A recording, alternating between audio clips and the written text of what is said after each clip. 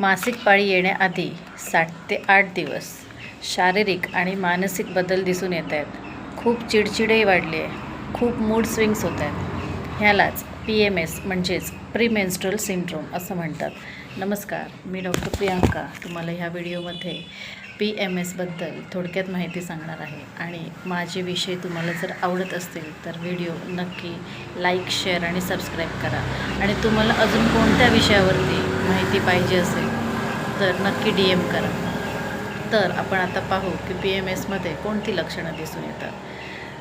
पाळी येण्याआधी थकवा जाणवणे, डोकं दुखून येणे, ओटीपोटामध्ये किंवा कंबर दुखणे, स्तनांमध्ये घट्टपणा किंवा ताण जाणवणे, तीव्र गोड खाण्याची इच्छा होणे, अशी वेगवेगळी लक्षणं कमी जास्त प्रमाणात दिसून येतात.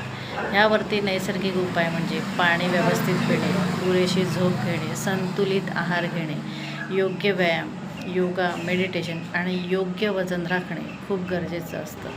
काही महिलांना खूप जास्त प्रमाणामध्ये PMSची लक्षणं दिसून येतात आणि त्याचा परिणाम त्यांच्या दैनंदिन जीवनावरती होतो.